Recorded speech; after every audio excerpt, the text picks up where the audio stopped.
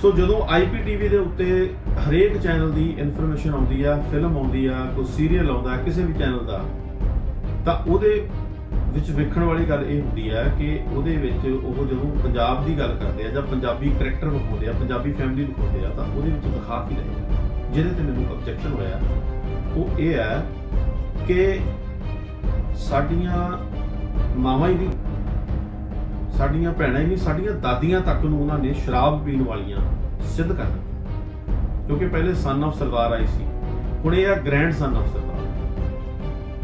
ਇਹ ਜਿਹੜੀ ਫਿਲਮ ਆ, ਇਹਦੇ ਬਾਰੇ ਮੈਂ ਥੋੜਾ ਜਿਹਾ ਤਬਸਰਾ ਕਰਨਾ ਚਾਹੁੰਦਾ ਕਿ ਇਸ ਫਿਲਮ ਦੇ ਵਿੱਚ ਉਹਦੇ ਚ ਦਿਖਾਇਆ ਗਿਆ ਕਿ 1947 ਤੋਂ ਪਹਿਲਾਂ ਜਿਹੜਾ ਨੌਜਵਾਨ ਮੁੰਡਾ ਦਿਖਾਇਆ ਇਹਨਾਂ ਨੇ, ਅਰਜੁਨ ਕਪੂਰ ਹੀਰੋ ਆ ਜਿਹੜਾ, ਉਸ ਦੀ ਜਿਹੜੀ ਦਾਦੀ ਆ, ਜਿਹੜੀ ਕਿ ਨੀਨਾ ਗੁਪਤਾ ਆ, ਉਹ 47 ਤੋਂ ਪਹਿਲਾਂ ਆਪਣੇ ਘਰ ਵਾਲੇ ਦੇ ਨਾਲ ਸ਼ਰਾਬ ਪੀਂਦੀ। ਤੇ ਆਪਣੇ ਪਿੰਡਾਂ ਦੇ ਵਿੱਚ, ਅਸੀਂ ਸ਼ਹਿਰਾਂ ਦੇ ਵਿੱਚ ਆਪਣੇ ਘੱਟੋ ਘੱਟ 50-70 ਮੀਲ ਦੇ ਏਰੀਏ 'ਚ ਆਪਾਂ ਨਿਗਾਹ ਮਾਰ ਲਈਏ ਤਾਂ ਤੁਹਾਨੂੰ ਕਿੰਨੇ ਕੁ ਚਿਹਰੇ ਅਜਿਹੇ ਯਾਦ ਆਉਣਗੇ ਕਿ ਸਾਡੀਆਂ ਮਾਵਾਂ ਦੀ ਉਮਰ ਦੀਆਂ ਔਰਤਾਂ, ਸਾਡੀ ਦਾਦੀ ਦੀ ਉਮਰ ਦੀਆਂ ਜਿਹੜੀਆਂ ਔਰਤਾਂ ਨੇ, ਲੇਡੀਜ਼ ਆ, ਉਹ ਸ਼ਰਾਬ ਪੀਂਦੀਆਂ। ਤੇ ਯਾਦ ਕਰੋ ਵੀ ਕੀ ਇਹ ਪੰਜਾਬ ਦਾ ਕਲਚਰ ਹੈ ਜਾਂ ਸਾਡੇ ਤੇ ਇਹ ਥੋਪਿਆ ਜਾ ਰਿਹਾ, ਜਾਂ ਕੀ ਸਾਜ਼ਿਸ਼ ਹੈ ਇਹਦੇ ਵਿੱਚ। ਪੋਤਾ ਹੈ ਉਸ ਨੀਨਾ ਗੁਪਤਾ ਬਣੀ, ਦਾਦੀ ਬਣੀ, ਸਰਦਾਰ ਬਣੀ ਹੈ, ਉਹਦਾ ਜਿਹੜਾ ਪੋਤਾ ਆ ਉਹ ਪਾਕਿਸਤਾਨ ਜਾਂਦਾ ਹੈ ਤੇ ਉਹਨੂੰ ਵੀਜ਼ਾ ਨਹੀਂ ਮਿਲਦਾ ਨੀਨਾ ਗੁਪਤਾ ਨੂੰ, ਤੇ ਉਹ ਉੱਥੋਂ ਜਿਹੜਾ ਘਰ ਆ, ਜਿਵੇਂ ਉਹ ਹੈਰੀਟੇਜ ਬਣ ਚੁੱਕੀ ਆ, ਤਾਂ ਉਹ ਉੱਥੋਂ ਘਰ ਹੀ ਚੱਕ ਕੇ ਲਿਆਉਂਦਾ, ਤੇ ਨਾਲ ਜਦੋਂ ਉੱਥੇ ਜਾਂਦਾ ਤਾਂ ਉਸ ਇਲਾਕੇ ਦੀ ਉਹ ਸ਼ਰਾਬ ਲੈ ਕੇ ਆਉਂਦਾ, ਸ਼ਰਾਬ ਦੀ ਬੋਤਲ ਲੈ ਕੇ ਆਉਂਦਾ।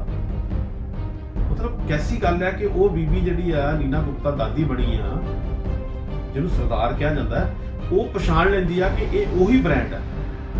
ਇੱਥੋਂ ਤੱਕ ਮਤਲਬ ਇਹ ਕੋਝਾ ਮਜ਼ਾਕ ਕੀਤਾ ਗਿਆ ਕਿ ਜਿਹੜੀ ਸਾਡੀ ਦਾਦੀ ਦੀ ਜਿਹੜੀ ਉਮਰ ਦੀ ਔਰਤ ਹੈ, ਉਹ 1947 ਤੋਂ ਪਹਿਲਾਂ ਜਿਹੜੀ ਸ਼ਰਾਬ ਪੀਂਦੀ ਸੀਗੀ, ਉਹਨੂੰ ਉਹਦੀ ਸਮੈਲ ਵੀ ਯਾਦ ਹੈ, ਉਹਦਾ ਫਲੇਵਰ ਵੀ ਯਾਦ ਹੈ। ਅੱਜ ਦੀ ਤਰੀਕ ਵਿੱਚ ਜੇਕਰ ਔਰਤਾਂ ਮਾਡਰਨਿਜ਼ਮ ਦੇ ਨਾਂ ਦੇ ਉੱਤੇ ਜੇਕਰ ਸ਼ਰਾਬ ਪੀਂਦੀਆਂ ਜਾਂ ਐਡਵਾਂਸ ਹੋਣ ਦੇ ਨਾਂ ਦੇ ਉੱਤੇ ਸ਼ਰਾਬ ਪੀਂਦੀਆਂ ਵਿਦੇਸ਼ਾਂ ਦੇ ਵਿੱਚ, ਤਾਂ ਇਦਾਂ ਦੀਆਂ ਘਟਨਾਵਾਂ, ਇਦਾਂ ਦੇ ਕੋਈ ਵਾਕਿਆ ਹੋ ਸਕਦੇ ਆ, ਪ੍ਰੂਫ ਮਿਲ ਸਕਦੇ ਆ। ਪਰ ਇਹ ਕਹਿਣਾ ਕਿ ਸਾਡੀਆਂ ਔਰਤਾਂ 30-40 ਸਾਲ, 50-70 ਸਾਲ, 80 ਸਾਲ ਪਹਿਲਾਂ ਸ਼ਰਾਬ ਪੀਂਦੀਆਂ ਸੀਗੀਆਂ ਤੇ ਉਹ ਸਾਡੇ ਮਰਦਾਂ ਨਾਲ ਬੈਠ ਕੇ ਸ਼ਰਾਬ ਪੀਂਦੀਆਂ ਸੀਗੀਆਂ, ਇਹ ਗੱਲ ਜਿਹੜੀ ਉਹ ਪਚਣ ਵਾਲੀ ਨਹੀਂ। ਬਹੁਤ ਸਾਰੀਆਂ ਫਿਲਮਾਂ 'ਚ ਆ ਰਿਹਾ ਕਿ ਪੰਜਾਬੀ ਫੈਮਿਲੀ ਆ, ਦਿੱਲੀ ਬੇਸਡ ਆ, ਬੱਚੇ ਪੜ੍ਹੇ ਲਿਖੇ ਆ, ਜੌਬ ਕਰ ਰਹੇ ਆ, ਸਵੇਰੇ ਕੰਮ ਤੇ ਜਾਂਦੇ, ਸ਼ਾਮ ਨੂੰ ਘਰੇ ਆ ਕੇ ਪੈਗ ਲਾਉਂਦੇ, ਤੇ ਜਨਾਨੀਆਂ ਵੀ ਨਾਲ ਪੈਗ ਲਾਉਂਦੀਆਂ। ਸੀਰੀਅਲ ਐਸਪੀਰੈਂਟਸ, ਉਹਦੇ ਵਿੱਚ ਸਿੱਖ ਕਰੈਕਟਰ ਦਿਖਾਇਆ। ਸਿੱਖ ਕਰੈਕਟਰ ਜਿਹੜਾ ਉਹ ਆਪਣੀ ਔਰਤ ਦੇ ਨਾਲ ਰਹਿ ਰਿਹਾ, ਉਹ ਬੰਦਾ ਸ਼ਰਾਬ ਪੀਂਦਾ, ਨਾਲ ਆਪਣੀ ਘਰਵਾਲੀ ਦੇ ਨਾਲ ਬੈਠ ਕੇ ਸ਼ਰਾਬ ਪੀਂਦਾ, ਉਹਦੀ ਘਰਵਾਲੀ ਵੀ ਸ਼ਰਾਬ ਪੀਂਦੀ। ਤੇ ਉਹ ਮੁੰਡਾ ਹੈਰਾਨ ਹੋ ਕੇ ਪੁੱਛਦਾ, ਕਹਿੰਦਾ ਆਂਟੀ ਆਪ ਵੀ ਸ਼ਰਾਬ ਪੀਤੇ ਹੋ? ਕਹਿੰਦੇ ਹਾਂ ਭਈ ਪੰਜਾਬੀ ਹਾਂ ਹਮ, ਕਿਉਂ ਨਹੀਂ ਪੀਏ? ਮਤਲਬ ਇਹ ਹੈ ਕਿ ਪੰਜਾਬੀ ਔਰਤਾਂ ਵੀ ਸ਼ਰਾਬ ਪੀਂਦੀਆਂ। ਮੈਂ ਪੰਜਾਬ ਤੋਂ ਆਇਆ, ਤੁਸੀਂ ਪੰਜਾਬ ਨੂੰ ਬਿਲੋਂਗ ਕਰਦੇ ਯਾਰ, ਤੁਸੀਂ ਸੋਚ ਕੇ ਦੇਖੋ ਇਹ ਕੌਣ ਲੋਕ ਨੇ ਜਿਹੜੇ ਮਿਸਗਾਈਡ ਕਰ ਰਹੇ ਪੂਰੀ ਦੁਨੀਆ ਨੂੰ ਕਿ ਪੰਜਾਬੀ ਔਰਤਾਂ ਵੀ ਸ਼ਰਾਬ ਪੀਂਦੀਆਂ ਔਰ ਸ਼ਰੇਆਮ ਪੀਂਦੀਆਂ। ਸਤਿ ਸ਼੍ਰੀ ਅਕਾਲ ਦੋਸਤੋ, ਮੈਂ ਆ ਜਸਵੰਤ ਸਿੰਘ ਸ਼ਾਦ। ਅੱਜ ਕਾਫੀ ਲੇਟ ਲਾਈਵ ਕਰਨ ਲੱਗਿਆ, ਮੈਂ ਸਮਾਂ ਹੀ ਹੁਣ ਮਿਲਿਆ। ਬਹੁਤ ਸਾਰੀਆਂ ਗੱਲਾਂ ਜਿਹੜੀਆਂ ਉਹ ਤੁਹਾਡੇ ਨਾਲ ਸ਼ੇਅਰ ਕਰਨੀਆਂ ਸੀਗੀਆਂ, ਤੇ ਉਹਨਾਂ ਦੇ ਵਿੱਚੋਂ ਇੱਕ ਬੜਾ ਜ਼ਰੂਰੀ ਜਿਹੜਾ ਮੈਨੂੰ ਮੁੱਦਾ ਲੱਗਿਆ, ਉਹਦੇ ਉੱਤੇ ਤੁਹਾਡੇ ਨਾਲ ਗੱਲ ਕਰਾਂਗਾ। ਤੇ ਨਾਲ ਦੀ ਨਾਲ ਮੈਂ ਟੈਗ ਕਰ ਰਿਹਾ ਕੁਝ ਦੋਸਤਾਂ ਨੂੰ ਤਾਂ ਕਿ ਉਹ ਵੀ ਸਾਡੇ ਨਾਲ ਜੁੜ ਸਕਣ। ਤੇ ਦੋਸਤੋ, ਗੱਲ ਇਹ ਆ ਕਿ ਜਿੱਥੋਂ ਤੱਕ ਹਿੰਦੀ ਫਿਲਮਾਂ ਦਾ ਸੰਬੰਧ ਹੈ, ਜਿਹਨੂੰ ਬਾਲੀਵੁੱਡ ਕਿਹਾ ਜਾਂਦਾ ਹੈ, ਉਹਨਾਂ ਦੇ ਵਿੱਚ ਤਕਰੀਬਨ ਜਿੰਨੀਆਂ ਕੁ ਵੀ ਹੁਣ ਤੱਕ ਫਿਲਮਾਂ ਬਣੀਆਂ ਜਿਹਦੇ ਵਿੱਚ ਸਿੱਖ ਕਿਰਦਾਰ ਦਿਖਾਇਆ ਗਿਆ, ਤੇ ਉਹਦੇ ਵਿੱਚ ਉਹਨਾਂ ਨੇ ਸਿੱਖ ਕਿਰਦਾਰ ਦੇ ਨਾਲ ਸ਼ਾਇਦ ਹੀ ਕਿਸੇ ਕਰੈਕਟਰ ਦੇ ਨਾਲ ਇਨਸਾਫ ਕੀਤਾ ਹੋਵੇ। ਤੇ ਜਿਹੜੀ ਗੱਲ ਮੈਂ ਤੁਹਾਡੇ ਨਾਲ ਕਰਨ ਜਾ ਰਿਹਾ ਉਹ ਇਸ ਤੋਂ ਵੀ ਅੱਗੇ ਆ। ਜਿੱਥੋਂ ਤੱਕ ਕਰੈਕਟਰ ਦਾ ਸੰਬੰਧ ਹੈ ਕਿ ਕਿਸ ਤਰ੍ਹਾਂ ਦਾ ਕਰੈਕਟਰ ਜਿਹੜਾ ਸਿੱਖ ਦਾ ਵਿਖਾਇਆ ਜਾਂਦਾ, ਉਹਦੇ ਬਾਰੇ 'ਚ ਵੀ ਆਪਾਂ ਥੋੜ੍ਹੀ ਜਿਹੀ ਗੱਲ ਕਰਨੀ ਆ। ਕਾਫੀ ਗੰਭੀਰ ਮੁੱਦਾ ਮੇਰੇ ਲਈ, ਹੋ ਸਕਦਾ ਕਿਸੇ ਲਈ ਇਹ ਨਾ ਹੋਵੇ। ਇੱਕ ਮਿੰਟ, ਮੈਂ ਜਿਵੇਂ ਆਖਿਆ ਕਿ ਮੈਂ ਥੋੜ੍ਹਾ ਜਿਹਾ ਟੈਗ ਕਰ ਰਿਹਾ ਕੁਝ ਦੋਸਤਾਂ ਨੂੰ, ਇਨਵਾਈਟ ਕਰ ਰਹੇ ਹਾਂ ਜੇ ਉਹ ਆ ਸਕਦੇ ਹੋਣ। ਤੇ ਮੁੱਦਾ ਜਿਹੜਾ ਉਹ ਪੰਜਾਬੀ ਮਾਫ ਕਰਨਾ ਹਿੰਦੀ ਫਿਲਮਾਂ ਦੇ ਨਾਲ ਸੰਬੰਧਿਤ ਹੈ। ਪੰਜਾਬੀ ਫਿਲਮਾਂ ਜੋ ਚੰਨ ਚਾੜ ਰਹੀਆਂ ਉਹ ਸਾਨੂੰ ਪਤਾ ਹੀ ਹੈ। ਤੇ ਹਿੰਦੀ ਫਿਲਮਾਂ ਦਾ ਬਹੁਤ ਪੁਰਾਣਾ ਇਹ ਇੱਕ ਤੁਸੀਂ ਕਹਿ ਲਓ ਕਿ ਇਤਿਹਾਸ ਹੈ ਕਿ ਜਦੋਂ ਵੀ ਉਹਨਾਂ ਨੇ ਸਿੱਖ ਕਰੈਕਟਰ ਦਿਖਾਉਣਾ ਤਾਂ ਉਹਦੇ ਵਿੱਚ ਸਿੱਖ ਕਰੈਕਟਰ ਦਾ ਮਜ਼ਾਕ ਉਡਾਇਆ ਹੁੰਦਾ, ਖਿੱਲੀ ਉਡਾਈ ਹੁੰਦੀ ਹੈ ਜਦੋਂ ਆਪਾਂ ਕਹਿੰਦੇ ਹਾਂ। ਤੇ ਉਸ ਤੋਂ ਵੀ ਹੁਣ ਅੱਗੇ ਜਾ ਕੇ ਇਹਨਾਂ ਨੇ ਜਿਹੜੀ ਕਰਤੂਤ ਕੀਤੀ ਆ ਉਹ ਮੈਂ ਤੁਹਾਡੇ ਨਾਲ ਸਾਂਝੀ ਕਰਨੀ ਆ ਕਿ ਹੋ ਕੀ ਰਿਹਾ। ਪਹਿਲਾਂ ਇਹ ਹੁੰਦਾ ਸੀ ਕਿ ਸਿੱਖ ਕਿਰਦਾਰ ਦਿਖਾਇਆ ਗਿਆ, ਉਹ ਇੱਕ ਜੋਕਰ ਟਾਈਪ ਆਇਆ ਜਾਂ ਉਹ ਮਜ਼ਾਕ ਦਾ ਪਾਤਰ ਆਇਆ ਜਾਂ ਕੋਈ ਬਹੁਤ ਵਧੀਆ ਉਹ ਜਿਹੜਾ ਹੈਗਾ ਪਾਤਰ ਆ ਉਹਦਾ ਮਤਲਬ ਕੋਈ ਵੱਡਾ ਰੋਲ ਨਹੀਂ ਹੁੰਦਾ ਫਿਲਮ ਦੇ ਵਿੱਚ, ਸਿਰਫ ਉਹ ਇੱਕ ਜੋਕਰ ਦੀ ਤਰ੍ਹਾਂ ਹੁੰਦਾ ਤੇ ਉਹ ਮਜ਼ਾਕ ਕਰਦਾ, ਲੋਕਾਂ ਨੂੰ ਹਸਾਉਂਦਾ ਹੈ ਜਾਂ ਬੇਹੁਦਾ ਟਿੱਪਣੀਆਂ ਕਰਦਾ। ਪਰ ਇਸ ਤੋਂ ਵੀ ਹੁਣ ਕੰਮ ਜਿਹੜਾ ਆ ਉਹ ਅੱਗੇ ਲੰਘ ਗਿਆ। ਤੁਸੀਂ ਜੇਕਰ ਦੇਖ ਰਹੇ ਹੋਵੋ, ਖਾਸ ਤੌਰ ਤੇ IPTV ਬਾਕਸ ਜਿਹੜੇ ਆਏ ਹੋਏ ਆ ਉਹਦੇ ਉੱਤੇ ਜਿਹੜੀ ਅੱਜ ਕੱਲ ਬਹੁਤ ਕੁਝ ਮਿਲ ਰਿਹਾ ਸਾਨੂੰ, ਅਵੇਲੇਬਲ ਆ, ਉਪਲਬਧ ਹੈ।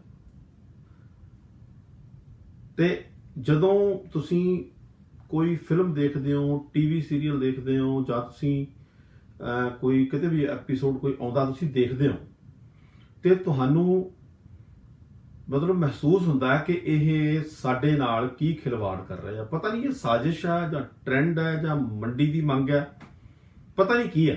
ਇਹ ਹੁਣ ਤੁਸੀਂ ਵੀ ਸਮਝਣਾ ਥੋੜਾ ਜਿਹਾ। ਮੈਂ ਇਹਨੂੰ ਲੇਬਲ ਨਹੀਂ ਲਾਉਂਦਾ, ਮੈਂ ਇਹਨੂੰ ਲੇਬਲ ਨਹੀਂ ਕਰਦਾ ਵੀ ਇਹ ਸਾਜ਼ਿਸ਼ ਹੈ।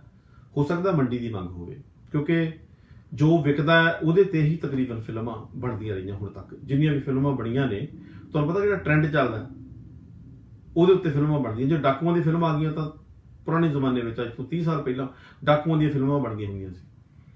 ਤੇ ਜੇ ਗੈਂਗਸਟਰਾਂ ਤੇ ਆ ਗਈਆਂ, ਉਹ ਮੋਨਾ ਡਾਰਲਿੰਗ ਵਾਲੀ ਆ ਗਈ, ਅਜੀਤ ਵਾਲੀ, ਪਈ ਹੀਰੇ ਸਮਗਲ ਕਰਨੇ, ਤਾਂ ਹੀਰੇ ਸਮਗਲ ਕਰਨ ਦੇ ਉੱਤੇ ਕਾਫੀ ਸਾਰੀਆਂ ਫਿਲਮਾਂ ਬਣ ਗਈਆਂ। ਤੇ ਜੇਕਰ ਉਹ ਇੱਕ ਮਹਾਰਾਜਾ ਰਜਵਾੜਾ ਟਾਈਪ ਦੀਆਂ ਗੱਲਾਂ ਹੁੰਦੀਆਂ ਸੀਗੀਆਂ, ਧਰਮਿੰਦਰ ਤੇ ਜਤਿੰਦਰ ਦੀ ਫਿਲਮ ਸੀਗੀ, ਤੇ ਉਸ ਤੋਂ ਬਾਅਦ ਅਮਰ ਸ਼ਕਤੀ ਆ ਗਈ। ਸੋ ਬਹੁਤ ਕੁਝ ਜਿਹੜਾ ਹੈਗਾ ਉਹ ਕਹਿਣ ਦਾ ਭਾਵ ਹੈ ਕਿ ਟ੍ਰੈਂਡ ਜਿਹੜਾ ਆ ਉਹ ਚੱਲਦਾ ਆ, ਉਹ ਫੋਲੋ ਕੀਤਾ ਜਾਂਦਾ ਹੈ। ਇਹਦੇ ਵਿੱਚ ਪਿਛਲੇ ਖਾਸ ਤੌਰ ਤੇ 2-2.5 ਦਹਾਕਿਆਂ ਤੋਂ ਸਿੱਖਾਂ ਨੂੰ ਨਿਸ਼ਾਨਾ ਬਣਾਇਆ ਜਾ ਰਿਹਾ, ਮੈਂ ਮਹਿਸੂਸ ਕਰਦਾ। ਹੋ ਸਕਦਾ ਤੁਸੀਂ ਵੀ ਕਰਦੇ ਹੋ। ਦੂਸਰੀ ਗੱਲ ਇਹ ਆ ਕਿ ਹਿੰਦੀ ਫਿਲਮ ਇੰਡਸਟਰੀ ਵਾਲਿਆਂ ਨੂੰ ਪਤਾ ਹੈ ਕਿ ਜਦੋਂ ਕਿਸੇ ਵੀ ਫਿਲਮ ਦੇ ਵਿੱਚ ਸਿੱਖ ਕਿਰਦਾਰ ਦੇ ਉੱਤੇ ਕੰਟਰੋਵਰਸੀ ਹੁੰਦੀ ਹੈ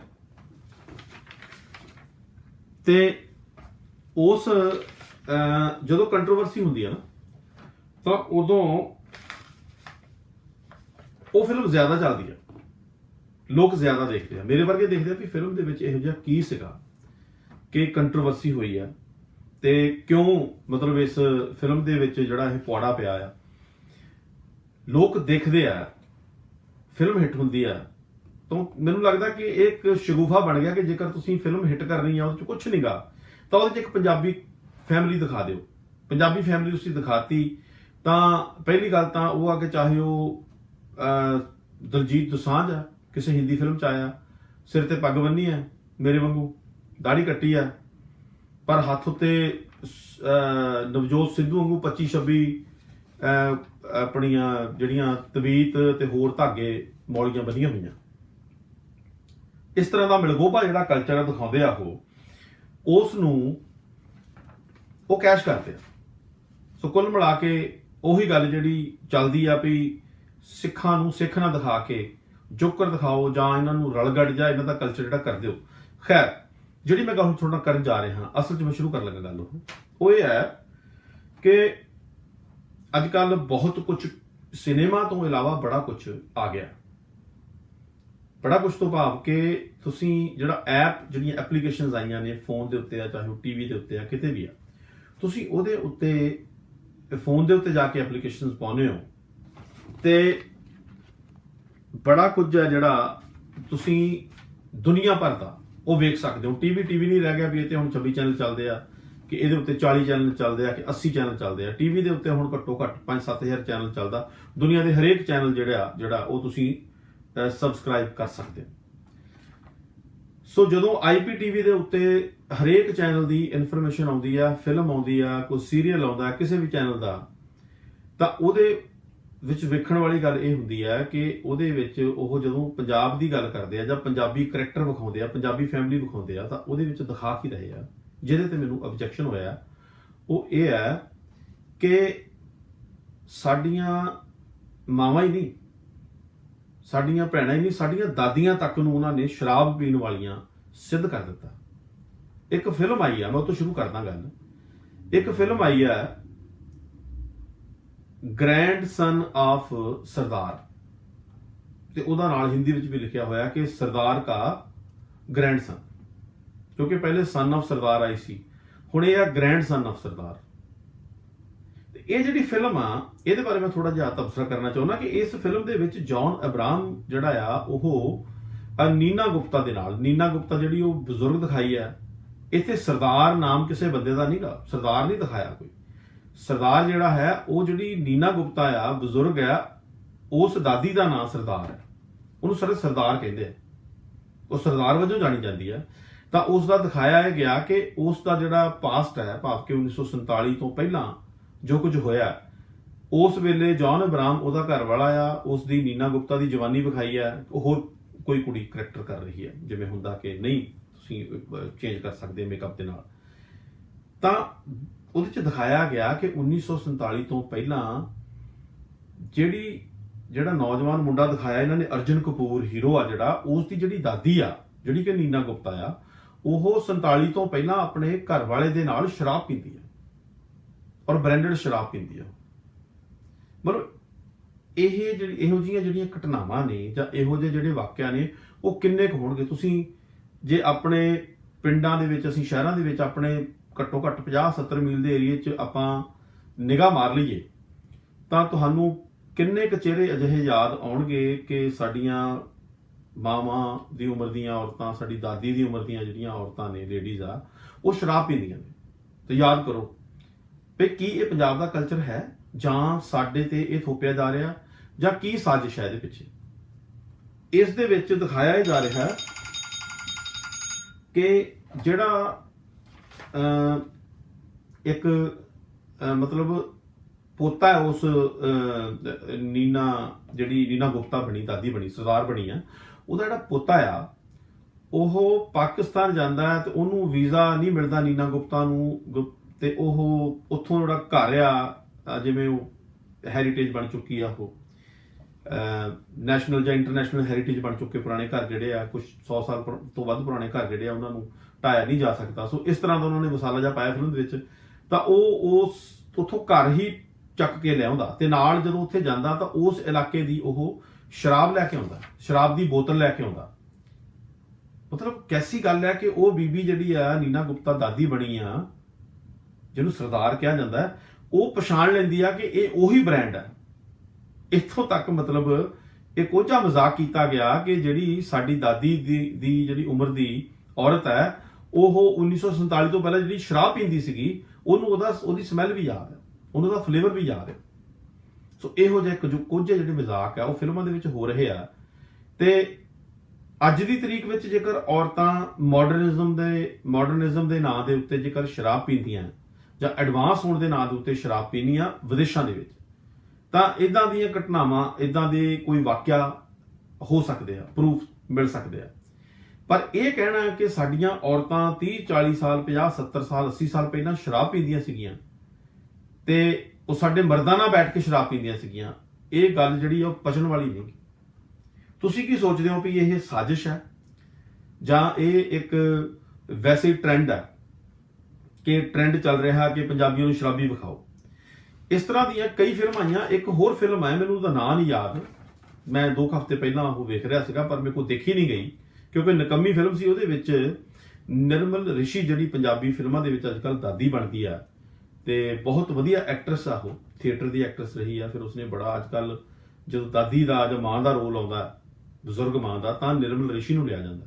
ਤਾਂ ਉਹ ਹਿੰਦੀ ਫਿਲਮ ਦੇ ਵਿੱਚ ਨਜ਼ਰ ਆਉਂਦੀ ਆ, ਤਾਂ ਉਹਦੇ ਵਿੱਚ ਉਹ ਬੈਠੀ ਸੋਫੇ ਦੇ ਉੱਤੇ, ਆਪਣੀ ਉਹ ਚੇਅਰ ਦੇ ਉੱਤੇ ਬੈਠੀ ਪੈਗ ਲਾ ਰਹੀ ਆ। ਸੋ ਨਿਰਮਲ ਰਿਸ਼ੀ ਨੂੰ ਐਜ਼ ਏ ਪੰਜਾਬੀ ਦਾਦੀ ਉਹਨਾਂ ਨੇ ਪੈਗ ਫੜਾਤਾ, ਉਹ ਪੈਗ ਲਾ ਰਹੀ ਆ। ਹੋ ਸਕਦਾ ਉਹਨੂੰ ਇਹ 'ਤੇ ਇਤਰਾਜ਼ ਨਾ ਹੋਵੇ। ਤੋ ਕਲਾਕਾਰ ਕਹਿੰਦਾ ਜੀ ਕਲਾਕਾਰੀ ਦੇ ਨਾਂ ਹੇਠ ਮੈਂ ਕੀ ਕਰ ਸਕਦਾ। ਸੋ ਕਲਾਕਾਰੀ ਦੇ ਨਾਂ ਉੱਤੇ ਬੜਾ ਕੁਝ ਹੋ ਰਿਹਾ, ਇਸ ਆਰਟ ਦੇ ਨਾਂ ਉੱਤੇ ਬੜਾ ਕੁਝ ਹੋ ਰਿਹਾ ਜਿਹੜਾ ਸਾਨੂੰ ਵਾਚਣਾ ਪੈਣਾ। ਹੁਣ ਪਹਿਲੀ ਗੱਲ ਤਾਂ ਇਹ ਆ ਕਿ ਇਹ ਕਿਹਦਾ ਮੁੱਦਾ ਹੈ। ਮੈਨੂੰ ਲੱਗਦਾ ਕਿ ਮੇਰਾ ਮੁੱਦਾ, ਮੈਂ ਪੰਜਾਬੀ ਹਾਂ, ਮੈਂ ਸਿੱਖ ਫੈਮਿਲੀ ਚੋਂ ਹਾਂ, ਇਹ ਮੇਰਾ ਮੁੱਦਾ ਹੈ, ਇਹ ਸਾਡੇ ਕਲਚਰ ਦਾ ਮੁੱਦਾ ਹੈ, ਇਹ ਵਿਰਸੇ ਦਾ ਮੁੱਦਾ ਹੈ। ਇਹ ਵਿਰਸੇ ਦਾ ਮਸਲਾ ਮਖੌਲ ਦਾ ਨਹੀਂਗਾ।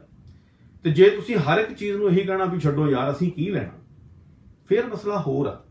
ਜੇ ਤੁਸੀਂ ਆਪਣੇ ਵਿਰਸੇ ਨੂੰ ਬਚਾਉਣਾ ਹੈ, ਜੇ ਤੁਸੀਂ ਆਪਣੀ ਪਹਿਚਾਣ ਨੂੰ ਬਚਾਉਣਾ ਹੈ, ਜੇ ਤੁਸੀਂ ਸਾਡੀਆਂ ਜਿਹੜੀਆਂ ਵਿਰਸੇ ਦੀਆਂ ਮਹਾਨ ਪਰੰਪਰਾਵਾਂ ਨੂੰ ਬਚਾਉਣਾ ਆ, ਤਾਂ ਇਹ ਗੱਲ ਜਿਹੜੀ ਆ ਕਿ ਸਾਡੀਆਂ ਔਰਤਾਂ ਜਿਨ੍ਹਾਂ ਨੇ ਏਡੇ ਏਡੇ ਯੋਧਿਆਂ ਨੂੰ ਜਨਮ ਦਿੱਤਾ ਕਿ ਅਬਦਾਲੀ ਵਰਗੇ ਮਤਲਬ ਭੱਜ ਗਏ ਪੂਛ ਦਬਾ ਕੇ, ਤੇ ਉਹਨਾਂ ਮਾਵਾਂ ਨੂੰ ਯਾਦ ਕਰਨ ਦੀ ਬਜਾਏ ਜੇ ਇਹੋ ਇਹਨਾਂ ਨੇ ਸਿੱਧ ਕਰਨਾ ਕਿ 100 ਸਾਲ ਪਹਿਲਾਂ ਜਾਂ 80 ਸਾਲ ਪਹਿਲਾਂ ਜਾਂ 70 ਸਾਲ ਪਹਿਲਾਂ ਸਾਡੀਆਂ ਦਾਦੀਆਂ ਸ਼ਰਾਬ ਪੀਂਦੀਆਂ ਸੀਗੀਆਂ ਤੇ ਉਹਨਾਂ ਨੂੰ ਉਹਦਾ ਸ਼ਰਾਬ ਦਾ ਫਲੇਵਰ ਯਾਦ ਹੈ ਹਾਲੇ, ਉਹਦਾ ਪੋਤਾ ਜਾ ਕੇ ਪਾਕਿਸਤਾਨ ਤੋਂ ਉਹ ਫਲੇਵਰ ਲੈ ਕੇ ਆਉਂਦਾ। ਕੁਝ ਸੱਜਣ ਹੋਰ ਨਾਲ ਹੁਣ ਜੁੜ ਰਹੇ ਆ, ਮੈਂ ਉਹਨਾਂ ਨੂੰ ਜ਼ਿਕਰ ਕਰਦਿਆਂ ਦੱਸਦਿਆਂ ਕਿ ਗੱਲ ਕਰ ਰਹੇ ਹਾਂ ਕਿ ਅੱਜ ਕੱਲ ਜਿਹੜੀਆਂ ਹਿੰਦੀ ਫਿਲਮਾਂ ਆ ਰਹੀਆਂ ਜਾਂ ਟੀਵੀ ਸੀਰੀਅਲਸ ਆ ਰਹੇ ਨੇ ਜਿਹੜੇ ਕਿ ਤੁਸੀਂ ਨੈਟਫਲਿਕਸ ਤੇ ਆ, ਚਾਹੇ ਉਹ ਐਮਾਜ਼ਨ ਦੇ ਉੱਤੇ ਆ ਜਾਂ ਸਲਿੰਗ ਦੇ ਉੱਤੇ ਆ ਜਾਂ ਜ਼ੀ ਟੀਵੀ ਦੇ ਉੱਤੇ ਆ, ਉਹਨਾਂ ਨੂੰ ਤੁਸੀਂ ਜਦੋਂ ਵਾਚ ਕਰਦੇ ਹੋ ਤਾਂ ਉਹਦੇ ਵਿੱਚ ਇੱਕ ਬੜਾ ਭੱਦਾ ਕਿਸਮ ਦਾ ਟ੍ਰੈਂਡ ਚਲਾਇਆ ਗਿਆ, ਬੜਾ ਖਤਰਨਾਕ ਕਿਸਮ ਦਾ ਟ੍ਰੈਂਡ ਹੈ ਕਿ ਉਹਦੇ ਵਿੱਚ ਪੰਜਾਬੀ, ਜਿੱਥੋਂ ਤੱਕ ਸਿੱਖਾਂ ਦੇ ਸ਼ਰਾਬ ਪੀਣ ਦਾ ਜਾਂ ਪੰਜਾਬੀਆਂ ਦੇ ਸ਼ਰਾਬ ਪੀਣ ਦਾ ਜਾਂ ਸ਼ਰਾਬੀ ਹੋਣ ਦਾ ਸੰਬੰਧ ਹੈ, ਮੈਂ ਉਹਨੂੰ ਜਸਟੀਫਾਈ ਨਹੀਂ ਕਰ ਸਕਦਾ ਕਿਸੇ ਵੀ ਤਰੀਕੇ, ਕਿਉਂਕਿ ਪੰਜਾਬ ਦੇ ਵਿੱਚ ਅੱਜ ਜਿਹੜਾ ਸਭ ਤੋਂ ਵੱਡਾ ਜਿਹੜਾ ਇਨਕਮ ਦਾ ਸੋਰਸ ਹੈ ਪੰਜਾਬ ਦੇ ਵਿੱਚ ਉਹ ਗਵਰਨਮੈਂਟ ਦਾ, ਉਹ ਸ਼ਰਾਬ ਹੈ, ਐਕਸਾਈਜ਼ ਡਿਊਟੀ ਜਿਹੜੀ ਹੈ। ਮੈਂ ਉਹਨੂੰ ਜਸਟੀਫਾਈ ਨਹੀਂ ਕਰ ਸਕਦਾ ਕਿਸੇ ਵੀ ਤਰੀਕੇ, ਚਾਹ ਕੇ ਵੀ ਨਹੀਂ ਕਰ ਸਕਦਾ। ਪਰ ਜਿਹੜੀ ਗੱਲ ਮੈਂ ਮੁੱਦਾ ਉਠਾ ਰਿਹਾ ਉਹ ਇਹ ਹੈ ਕਿ ਸਾਡੀਆਂ ਮਾਵਾਂ ਹੀ ਨਹੀਂ, ਸਾਡੀਆਂ ਦਾਦੀ ਤੋਂ ਵੀ ਵੱਧ ਉਮਰ ਦੀਆਂ ਜਿਹੜੀਆਂ ਸਾਡੀਆਂ ਔਰਤਾਂ ਨੇ, ਉਹਨਾਂ ਨੂੰ 70-80 ਸਾਲ ਪਹਿਲਾਂ ਸ਼ਰਾਬ ਪੀਂਦੀਆਂ ਦਿਖਾਇਆ ਗਿਆ। ਇਸ ਤੋਂ ਮੈਂ ਥੋੜਾ ਜਿਹਾ ਅੱਗੇ ਚੱਲਾਂ, ਇੱਕ ਹੋਰ ਫਿਲਮ ਹੈ, ਉਹਦੇ ਵਿੱਚ ਪੰਜਾਬੀ ਫੈਮਿਲੀ ਦਿਖਾਈ ਹੈ। ਹੁੰਦਾ ਕੀ ਹੈ ਕਿ ਪੰਜਾਬੀ ਦਰਸ਼ਕ ਜਿਹੜਾ ਆ ਉਹ ਬਹੁਤ ਜ਼ਿਆਦਾ ਦੁਨੀਆ ਦੇ ਵਿੱਚ ਵਸਿਆ ਹੋਇਆ। ਪੰਜਾਬੀ ਪਾਕਿਸਤਾਨੀ ਪੰਜਾਬੀ ਵੀ ਹੈ, ਉਹ ਉਰਦੂ ਵੀ ਸਮਝਦੇ ਆ, ਹਿੰਦੀ ਵੀ ਸਮਝਦੇ, ਪੰਜਾਬੀ ਵੀ ਸਮਝਦੇ। ਤਾਂ ਸਾਡੇ ਪੰਜਾਬ ਜਿਹੜਾ ਪੂਰਬੀ ਪੰਜਾਬ ਆ, ਇਹਦੇ ਨਾਲੋਂ ਜ਼ਿਆਦਾ ਪੰਜਾਬੀ ਪੱਛਮੀ ਪੰਜਾਬ ਦੇ ਵਿੱਚ ਪੰਜਾਬੀ ਬੋਲਦੇ ਆ। ਤਾਂ ਜਦੋਂ ਪੰਜਾਬੀ ਦਿਖਾਉਣਾ ਚਾਹੁੰਦੇ ਆ, ਉਹ ਪੰਜਾਬੀ ਬੋਲਦੇ ਦਿਖਾਉਣਾ ਚਾਹੁੰਦੇ ਆ, ਤਾਂ ਇੱਕ ਇਹ ਟ੍ਰੈਂਡ ਸੈੱਟ ਕਰਤਾ ਇਹਨਾਂ ਨੇ ਕਿ ਦਿੱਲੀ ਦੇ ਵਿੱਚ ਪੰਜਾਬੀ ਬਹੁਤ ਵਸੇ ਹੋਏ ਆ, ਸੋ ਦਿੱਲੀ ਵਾਲਿਆਂ ਨੂੰ ਵੀ ਜੋੜ ਲਓ, ਬਾਕੀ ਦੇ ਪੰਜਾਬੀ ਨਾਲ ਜੁੜ ਗਏ, ਪੰਜਾਬ ਵਾਲੇ ਤਾਂ ਖੁਸ਼ ਹੋ ਹੀ ਜਾਂਦੇ ਆ।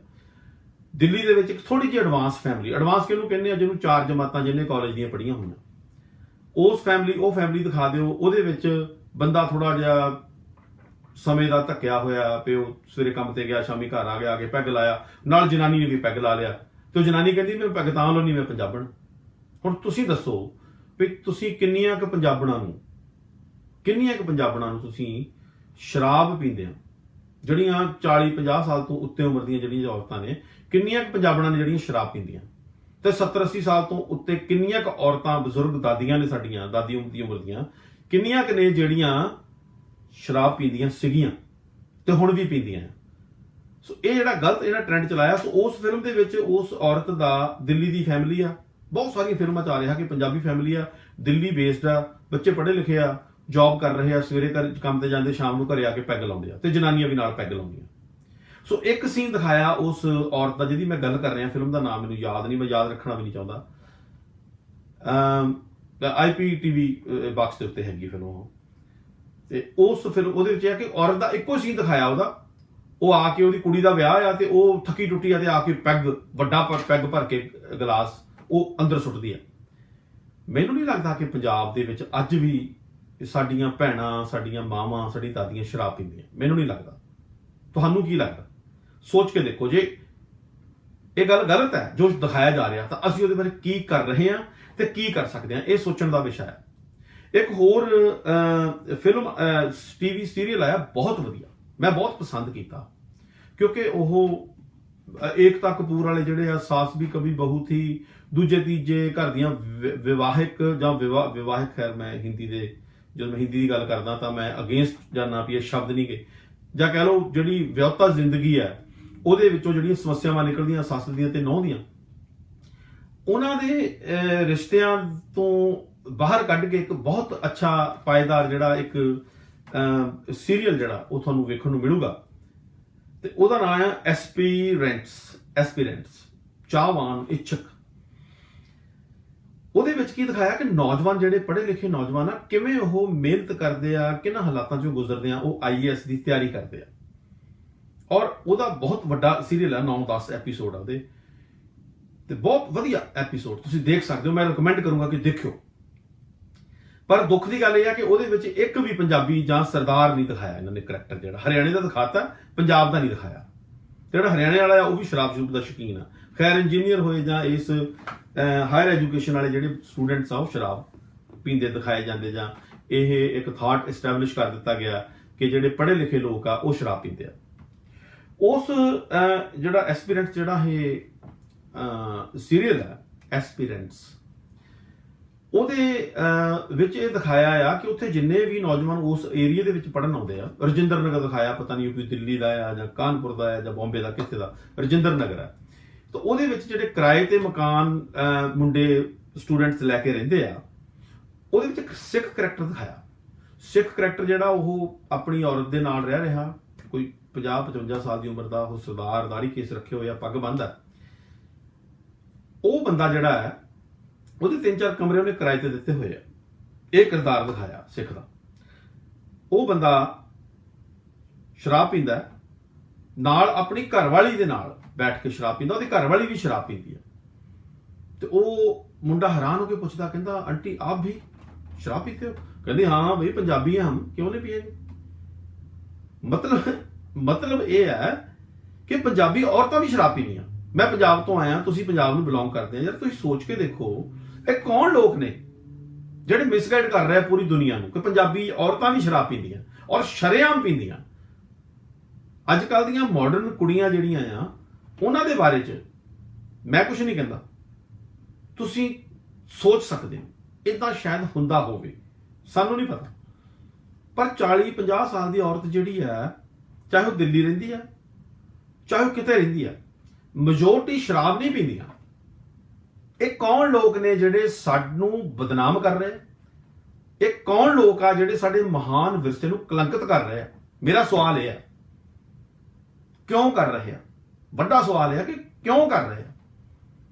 ਪਹਿਲੀ ਗੱਲ ਕੌਣ ਲੋਕ ਨੇ, ਦੂਜੀ ਗੱਲ ਕਿਉਂ ਕਰ ਰਹੇ ਆ। ਹੁਣ ਜੇ ਇਹ ਗੱਲ ਅਸੀਂ ਨਹੀਂ ਸੋਚਣੀ, ਮੈਂ ਨਹੀਂ ਸੋਚਣੀ, ਇਸ ਮਹਾਨ ਵਿਰਸੇ ਦੇ ਵਾਰਿਸ ਨੇ ਨਹੀਂ ਸੋਚਣੀ, ਕੌਣ ਸੋਚੂਗਾ?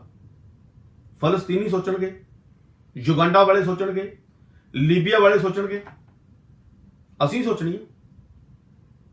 ਪਰ ਸਾਨੂੰ, ਸਾਡੀ ਨੌਜਵਾਨੀ ਨੂੰ, ਉਹਨਾਂ ਨੂੰ ਵਿਚਾਰਿਆਂ ਨੂੰ ਵੇਖ ਲੈਣੀਗਾ ਕਿਹੜੇ ਕਲਾਕਾਰ ਨੇ ਕਿਹੜੇ ਕਲਾਕਾਰ ਨੂੰ ਕੀ ਕਹਿਤਾ। ਦੇਖੋ ਆ ਜਿੰਨੇ ਵੀ ਸਾਡੇ ਵੈਬ ਟੀਵੀ ਚੱਲੇ ਆ ਨਾ, ਇਹਨਾਂ ਦਾ ਆਹੀ ਤਮਾਸ਼ਾ, ਕਿਹੜੇ ਕਲਾਕਾਰ ਨੇ ਕਿਹੜੇ ਕਲਾਕਾਰ ਨੂੰ ਕੀ ਕਹਿਤਾ। ਦੇਖੋ ਕਮਾਲ ਯਾਰ, ਕੀ ਕਰ ਰਹੇ ਹੋ ਤੁਸੀਂ, ਕਿ ਕਿਹੜੇ ਚੱਕਰਾਂ 'ਚ ਪਾ ਰਹੇ ਹੋ।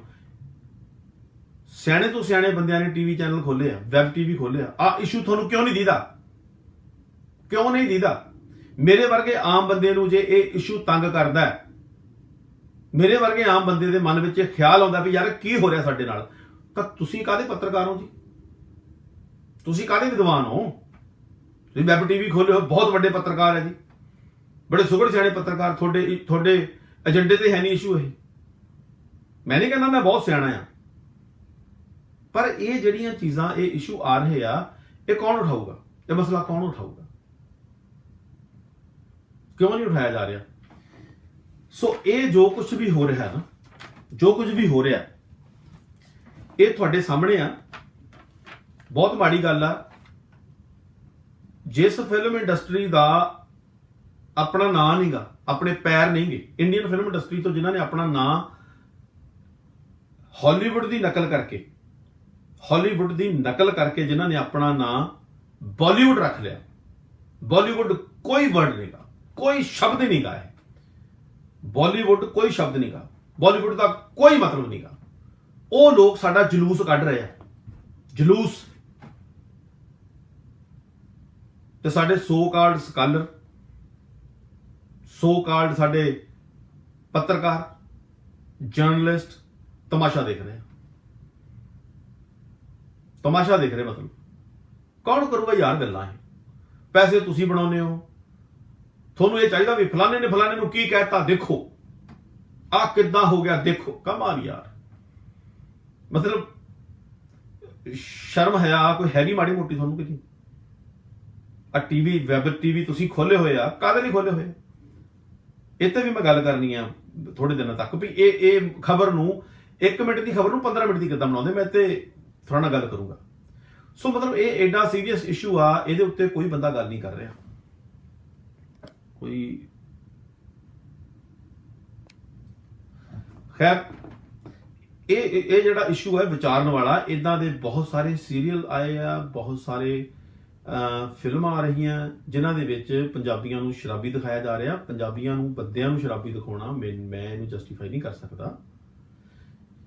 पंजाबी जो साडियां मावां ते भैणां ते साडियां दादियां ते परदादियां दे उत्ते जदों ये दोष वो देणगे और बिल्कुल क्लीयर कि जिवें मैं जिक्र किया फिल्म का कि ग्रैंडसन ग्रैंडसन ऑफ सरदार, क्योंकि एक फिल्म होर है सन ऑफ सरदार, मैं वो कन्फ्यूजन हो गया।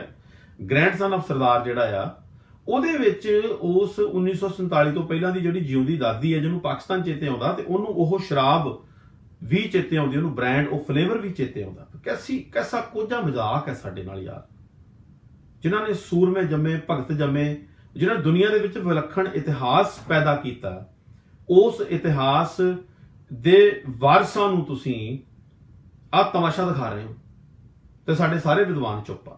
बहुत माड़ी गल है, सानूं इहदे बारे ਇਹਦੇ ਪ੍ਰਤੀ ਅਵੇਅਰ ਹੋਣਾ ਪਊਗਾ। ਮੈਂ ਕੁਝ ਕਮੈਂਟ ਸਾਡੇ ਆ ਰਹੇ ਆ, ਮੈਂ ਕੋਸ਼ਿਸ਼ ਕਰਦਾ ਜੇ ਉਹਨਾਂ ਦੇ ਉੱਤੇ ਕੋਈ ਕਮੈਂਟ ਕਰਨਾ ਬਣਦਾ ਹੋਇਆ ਤੇ ਮੈਂ ਜ਼ਰੂਰ ਕਰਾਂਗਾ। ਬਹੁਤ ਸਾਰੇ ਕਮੈਂਟ ਜਿਹੜੇ ਆ, ਕਮੈਂਟ ਤੁਹਾਡੇ ਕਿਤੇ ਲੁਕ ਗਏ ਆ, ਮੈਂ ਦੇਖਦਾ ਜੇ ਸਾਹਮਣੇ ਆ ਜਾਣ। ਸੋ ਦੋਸਤੋ ਗੱਲ ਇਹੀ ਆ ਵੀ ਬੜਾ ਕੁਝ ਜਿਹੜਾ ਆ ਉਹ ਸਾਡੀ ਆਇਡੈਂਟੀਟੀ ਜਿਹੜੀ ਆ ਉਹਨੂੰ ਖਤਮ ਕਰਨ ਲਈ ਹੋ ਰਿਹਾ ਤੇ ਹਰੇਕ ਲੈਵਲ ਦੇ ਉੱਤੇ ਇਹਦੇ ਕੋਸ਼ਿਸ਼ਾਂ ਹੋ ਰਹੀਆਂ। ਸੋ ਉਹਨਾਂ ਨੂੰ ਆਪਾਂ ਕਿਵੇਂ ਸਾਂਭਣਾ ਹੈ, ਕਿਵੇਂ ਆਪਾਂ ਉਹਦੇ ਖਿਲਾਫ ਖੜਨਾ ਹੈ, ਕਿਵੇਂ ਜਾਗਣਾ। ਤੇ ਇਹ ਜਿਹੜੀ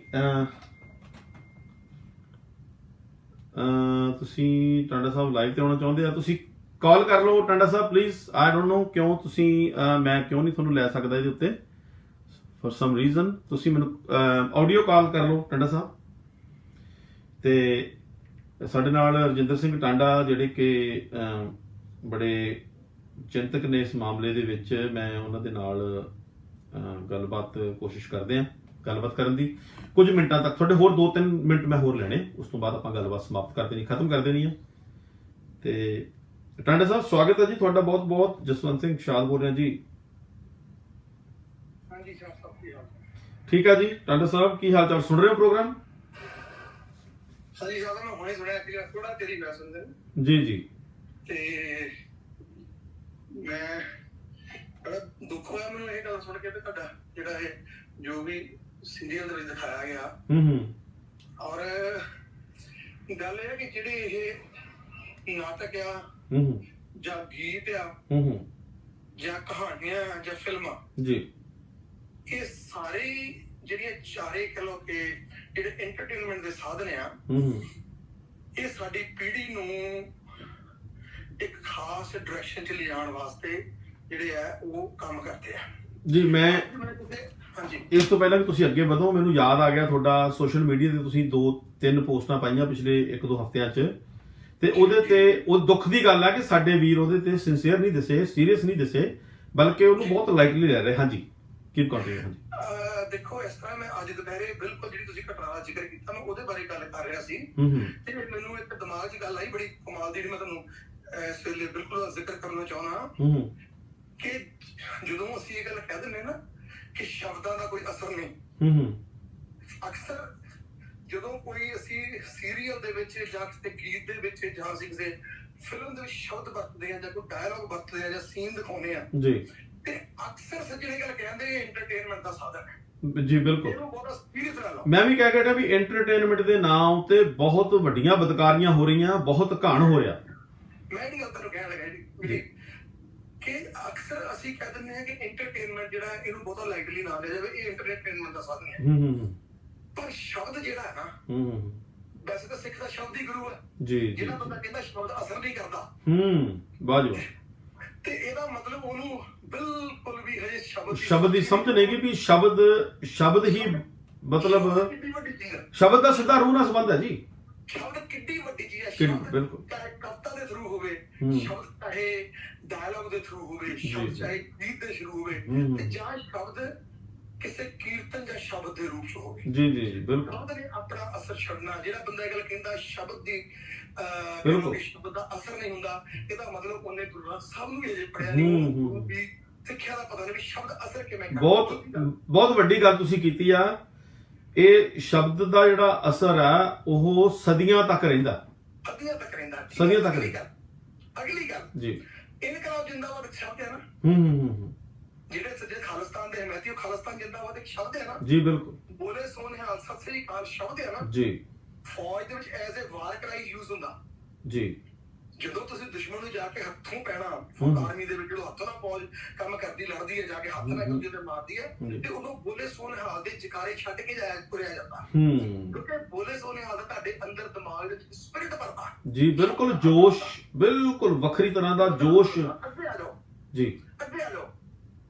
ਢਾਡੀ 12 ਗੁਰੂ ਸਾਹਿਬ ਨੇ ਕੀਰਤਨ ਤੋਂ ਹਟ ਕੇ ਸਟਾਰਟ ਕੀਤੀਆਂ, ਗੁਰੂ ਹਰਗੋਬਿੰਦ ਸਾਹਿਬ ਨੇ ਜੀ। ਲੜਾਈ ਕਦੋਂ ਪਹਿਲੇ ਕਿਹੜੇ ਗੁਰੂ ਸਾਹਿਬ ਨੇ ਕੀਤੀ? ਗੁਰੂ ਹਰਗੋਬਿੰਦ ਜੀ ਮਹਾਰਾਜ ਜੀ। ਗੁਰੂ ਅਰਜਨ ਦੇਵ ਜੀ ਦੀ ਕੋਈ ਲੜਾਈ ਨਹੀਂ ਹੋਈ, ਰਾਈਟ ਜੀ। ਬਿਲਕੁਲ, ਸ਼ਾਂਤੀਪੂਰਵਕ ਸਿੱਖ ਧਰਮ ਚੱਲਿਆ। ਜਦੋਂ ਯੁੱਧ ਦੀ ਗੱਲ ਆਈ ਤੇ ਨਾਲ ਹੀ ਜਿਹੜਾ ਕੀਰਤਨ ਦਾ ਰੂਪ ਆ ਉਹਦੇ ਨਾਲ ਪੈਰਲਲ ਢਾਡੀ 12 ਸ਼ਬਦ ਦੇ ਰੂਪ ਵਿੱਚ ਲੋਕਾਂ ਦੇ ਤਾਂ ਕਿ ਬੰਦੇ ਨੂੰ, ਸਿੱਖ ਨੂੰ ਜਾਂ ਗੁਰੂ ਦੇ ਖਾਲਸੇ ਨੂੰ ਜਿਹੜੀ ਤਾਕਤ ਚਾਹੀਦੀ ਹੈ ਉਹ ਸ਼ਬਦ ਚੋਂ ਆਉਣੀ ਆ, ਤੇ ਉਹਨੂੰ ਉਸ ਤਰ੍ਹਾਂ ਦੇ ਸ਼ਬਦ ਪਰੋਸੇ ਜਾਣ। ਬਿਲਕੁਲ, ਉਹ ਸ਼ਬਦ ਦਾ ਰੂਪ ਦੇਖੋ ਚੇਂਜ ਕਰਤਾ ਉਹਨਾਂ ਨੇ। ਢਾਡੀ 12 ਜਿਹੜੀਆਂ ਸੀ ਉਹ ਲਾਈਟ ਸੀਗੀਆਂ ਸ਼ਬਦ ਦੇ ਮੁਕਾਬਲੇ। ਰਾਗ ਜਿਹੜਾ ਸ਼ਬਦ ਉਹ ਬੜੇ ਰਾਗ ਕਿੱਦਾਂ ਹਾਰਡ ਰਾਗ ਚ ਪੜਿਆ ਜਾਂਦਾ ਸੀ, ਜਦ ਕਿ ਢਾਡੀ 12 ਸੁਖੈਨ ਕਰਦੀਆਂ, ਔਰ ਉਹਨਾਂ ਦੇ ਸ਼ਬਦ ਦੀ ਚੋਣ ਇਸ ਤਰ੍ਹਾਂ ਕੀਤੀ ਕਿ ਜਦੋਂ ਢਾਡੀ 12 ਪੜ੍ਹਦੇ ਸੀ, ਬੰਦੇ ਦੇ ਜਿਹੜੇ ਦੱਸਦੇ ਆ ਜਿਹੜੇ ਬਾਹਰ ਆ, ਜਿਹੜੇ ਆਪਣੇ ਕਹਿੰਦੇ ਲੂ ਕੰਡੇ ਹਨ, ਉਹ ਲੂ ਕੰਡੇ ਖੜੇ ਹੋ ਜਾਂਦੇ ਸੀ, ਰਾਈਟ। ਉਹ ਜਦੋਂ ਅਸੀਂ ਸ਼ਬਦ ਇਸ ਕਰਕੇ ਜਿਹੜੇ ਸੀਨ ਆ ਫਿਲਮਾਂ ਦੇ, ਚਾਹੇ ਉਹ ਗੀਤ ਆ, ਤੁਸੀਂ ਦੇਖੋ ਜਦੋਂ 92 ਚ ਸਾਨੂੰ ਮਾਰ ਮੁਕਾਤਾ ਪੰਜਾਬ ਦੇ ਵਿੱਚ, 93 ਵਿੱਚ ਖਤਮ ਕਰਤਾ, ਤੇ ਉਸ ਤੋਂ ਬਾਅਦ ਇਸ ਕਰਕੇ ਕਿ ਸਾਡੀ ਨਸਲ ਕੁਸ਼ੀ ਕਰਨ ਵਾਸਤੇ ਜਾਂ ਸਾਨੂੰ ਹੋਰ ਵੱਧ ਖਤਮ ਕਰਨ ਵਾਸਤੇ ਕਿ ਦੁਬਾਰਾ ਨਾ ਕਦੀ ਸਿੱਖ ਉੱਠਣ, ਸਭ ਤੋਂ ਪਹਿਲਾਂ ਜਿਹੜਾ ਬੈਨੀਫਿਟ ਲਿਆ ਗਿਆ ਜਾਂ ਜਿਹੜਾ ਕਹਿੰਦਾ ਹਥਿਆਰ ਵਰਤਿਆ ਗਿਆ, ਗੱਲ ਤੋਂ ਬਾਅਦ ਜਿਹੜਾ ਅਗਲਾ ਹਥਿਆਰ ਵਰਤਿਆ ਗਿਆ ਉਹ ਗੀਤ ਵਰਤੇ ਗਏ ਸਾਡੀ ਸੋਚ ਨੂੰ ਬਦਲਣ ਲਈ। ਯੈਸ, ਸਾਡੀ ਸੋਚ ਨੂੰ ਬਦਲਣ ਲਈ ਅਗਲਾ ਹਥਿਆਰ। ਔਰ ਤੁਸੀਂ ਦੇਖੋ ਜਿਹੜਾ ਕੰਮ ਬੰਦੂਕਾਂ ਨੇ ਕੀਤਾ ਸੀ ਉਹਦੇ ਨਾਲ ਬਦਨਾਮੀ ਹੋਈ ਆ ਆਲ ਓਵਰ ਵਰਲਡ ਇੰਡੀਆ, ਪਰ ਜਿਹੜਾ ਕੰਮ ਕੀਤਾ ਨਾ ਕੀਤਾ ਉਹਨੂੰ ਅਸੀਂ ਖੁਸ਼ੀ-ਖੁਸ਼ੀ, ਉਹਨੂੰ ਸਾਡੀ ਉਮਤ ਨੇ ਖੁਸ਼ੀ-ਖੁਸ਼ੀ ਐਕਸੈਪਟ ਵੀ ਕੀਤਾ, ਉਹਦਾ ਅਸਰ ਕਬੂਲਿਆ ਤੇ ਇੰਜੋਏ ਕੀਤਾ ਤੇ ਪਰ ਖਤਮ ਹੋ ਗਿਆ ਸੀ ਨਾ। ਤੇ ਮੈਂ ਨਾ ਸਭ ਇੱਕ ਆਮ ਨਾਲ ਗੱਲ ਕਰਦਾ ਕਿਹੋ ਜਿਹੀ ਅਸੀਂ ਆਪਦੇ ਵਿਚਾਰਾ ਕਰਦੇ ਹੁੰਦੇ ਆ। ਮੈਂ ਤੁਹਾਨੂੰ ਇੱਕ ਲਫ਼ਜ਼ ਕਹਿੰਦਾ ਹੁੰਦਾ ਕਿ ਜਦੋਂ ਲਾਹਨਤ 2 ਪੀੜ੍ਹੀਆਂ ਤੋਂ ਬਾਅਦ ਤੀਜੀ ਪੀੜ੍ਹੀ ਚੱਲ ਜਾਏ ਉਹ ਸੱਭਿਆਚਾਰ ਬਣ ਜਾਂਦੀ ਹੈ। ਬਿਲਕੁਲ, ਬਹੁਤ ਵਧੀਆ ਤੁਹਾਡੀ ਕੋਟੇਸ਼ਨ ਹੈ ਇਹ। ਉਦੋਂ ਉਹਨੂੰ ਦੁਬਾਰਾ ਬੋਲਿਓ, ਇਹਨੂੰ ਟਿਕਾ ਕੇ ਬੋਲਿਓ ਥੋੜਾ ਜਿਹਾ।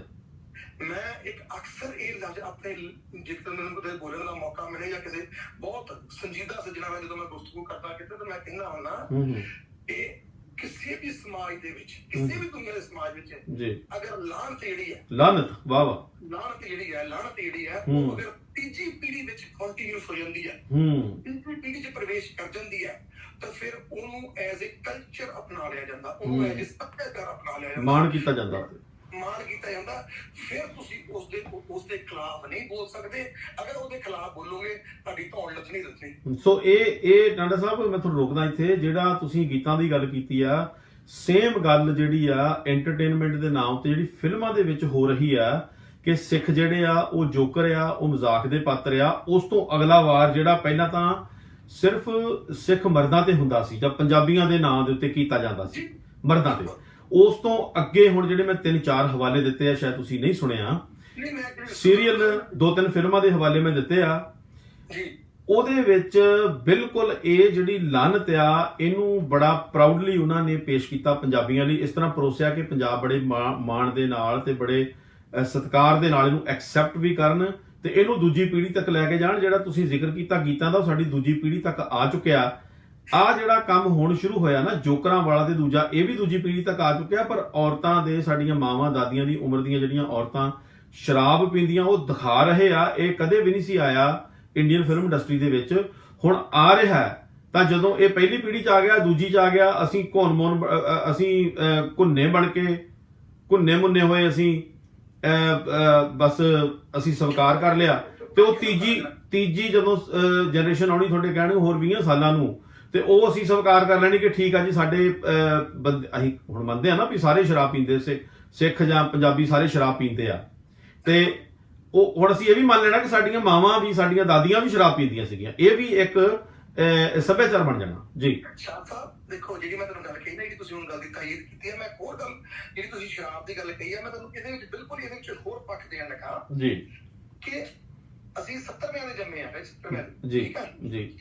80ਵਿਆਂ ਦੇ ਵਿੱਚ ਅਸੀਂ ਬਹੁਤ ਛੋਟੇ ਸੀ, 10 ਸਾਲ ਦੇ, 12 ਸਾਲ ਦੇ ਜੀ।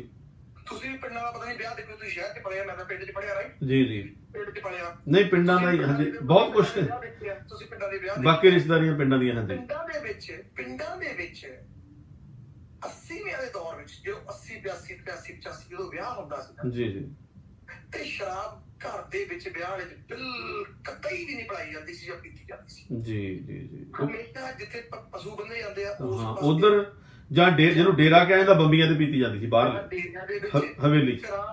ਜਿਹੜੇ ਬੰਦੇ ਨੇ ਸ਼ਰਾਬ ਪੀਣੀ ਨੂੰ, ਉਹਨਾਂ ਨੂੰ ਸ਼ਾਮ ਨੂੰ ਪਰਿਵਾਰਕ ਰਿਸ਼ਤੇਦਾਰ ਕਹਿੰਦੇ ਆ ਜਾਓ ਵੀ ਫਲਾਣੇ ਜਿਹਾ ਬਹਿਨੇ ਆਪਾਂ ਉੱਥੇ। ਠੀਕ ਹੈ, ਪਰਿਵਾਰ ਦੇ ਵਿੱਚ ਬਹਿ ਕੇ ਸ਼ਰਾਬ ਜਿਹੜੀ ਸੀ ਉਦੋਂ ਲਾਹਨਤ, ਕਿਉਂਕਿ ਸ਼ਰਾਬ ਲਾਹਨਤ ਸੀ ਉਸ ਟਾਈਮ ਤੇ, 70 80 ਵਿੱਚ ਸ਼ਰਾਬ ਲਾਹਨਤ ਸੀ ਤੇ ਆਮ ਪਰਿਵਾਰ ਵਿੱਚ ਨਹੀਂ ਸੀ ਵਰਤਾਈ ਜਾਂਦੀ ਜੀ। 70ਵਿਆਂ ਤੋਂ ਲੈ ਕੇ 20 ਤੱਕ ਜੀ 40-50 ਸਾਲ ਹੋ ਗਏ, ਤੀਜੀ ਪੀੜ੍ਹੀ ਸਾਡੀ ਸਟਾਰਟ ਹੋ ਗਈ। 20 ਸਾਲ ਦੀ ਇੱਕ ਪੀੜ੍ਹੀ ਹੁੰਦੀ ਨਾਰਮਲ, ਬਿਲਕੁਲ।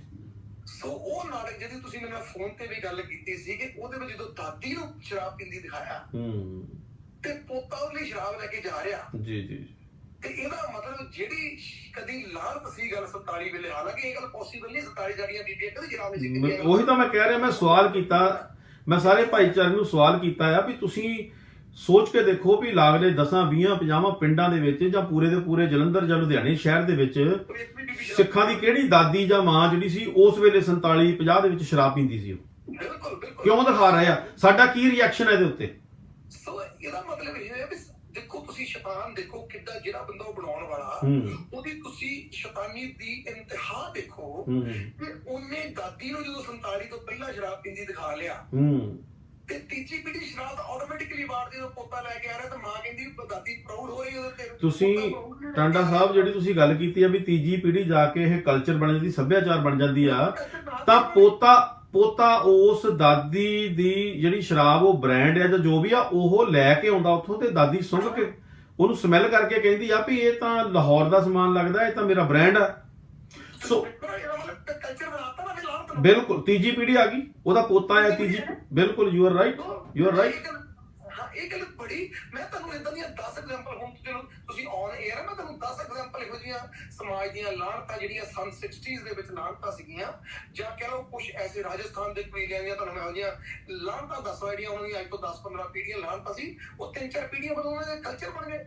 ਔਰ ਅੱਜ ਉਹਨਾਂ ਨੂੰ ਉਹ ਸਾਡੇ ਲਈ ਬੜੀਆਂ ਵੱਡੀਆਂ ਲਾਹਨਤਾਂ, ਉਹਨਾਂ ਵਾਸਤੇ ਕਲਚਰ ਹੈ। ਤੁਹਾਡੀ ਗੱਲ ਸਹੀ ਆ, ਜਿਹੜੀਆਂ ਸਾਡੇ ਵਿੱਚ ਵੀ ਕੁਰੀਤੀਆਂ ਹੈਗੀਆਂ ਆ। ਦੇਖੋ ਜਿਹੜਾ ਸਤੀ ਪ੍ਰਥਾ ਸੀਗੀ, ਸਤੀ ਪ੍ਰਥਾ ਇੱਕ ਮਤਲਬ ਕੁਰੀਤੀ ਸੀਗੀ, ਉਹਨੂੰ ਰੀਤੀ ਬਣਾਤਾ, ਉਹ ਕਲਚਰ ਬਣ ਗਿਆ। ਠੀਕ ਹੈ ਨਾ, ਕਿੰਨਾ ਮੁਸ਼ਕਲ ਵਿੱਚ ਸਰਕਾਰ ਨੂੰ ਕਾਨੂੰਨ ਬਣਾ ਕੇ ਉਹਨੂੰ ਕੱਢਣਾ ਪਿਆ।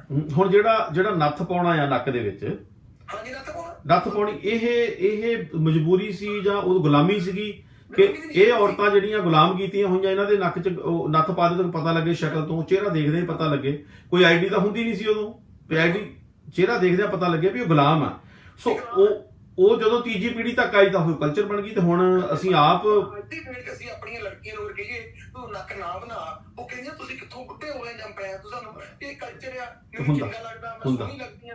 ਦੇਖੋ ਨਾ ਕਿੰਨਾ ਸਾਨੂੰ ਸਾਡੀ ਚੀਜ਼ ਨੂੰ ਕਿੰਨਾ ਕੰਨ, ਚਲੋ ਖੈਰ ਇੱਕ ਵੱਖਰਾ ਵਿਸ਼ਾ, ਕੰਨ ਕਿਹਦੇ ਬਣਾਏ ਜਾਂਦੇ ਸੀਗੇ ਇਹ ਵੀ ਇੱਕ ਵੱਖਰਾ ਵਿਸ਼ਾ, ਕੰਨ ਵੀ ਠੀਕ ਹੈ ਨਾ। ਇਹ ਹੁਣ ਤੁਹਾਡੀ ਬਿਲਕੁਲ, ਮੈਂ ਉਸੇ ਗੱਲ ਨੂੰ ਬਿਲਕੁਲ ਬਹੁਤ, ਮੈਂ ਤੁਹਾਡੀ ਕੋਟੇਸ਼ਨ ਪਸੰਦ ਕਰਦਾ ਹੁੰਦਾ। ਇਹ ਤੁਸੀਂ ਪਹਿਲਾਂ ਵੀ ਜ਼ਿਕਰ ਕੀਤਾ ਸੀ ਕਿ ਜਦੋਂ ਲਾਨਤ ਜਾਂ ਕੁਰੀਤੀ ਉਹ ਤੁਹਾਡੀ ਜਦੋਂ ਤੀਜੀ ਪੀੜ੍ਹੀ ਤੱਕ ਜਾਂਦੀ ਆ ਤਾਂ ਫਿਰ ਤੁਹਾਡਾ ਉਹ ਮਨ ਸ਼ਾਨਾ ਮਤਾ ਇਤਿਹਾਸ ਬਣ ਜਾਂਦੀ ਆ। ਇਹਦੀਆਂ ਸੈਂਕੜੇ ਉਦਾਹਰਨਾਂ ਜਿਹੜੀਆਂ ਇੰਡੀਆ ਦੇ ਵਿੱਚ ਉਹ ਮਿਲਦੀਆਂ।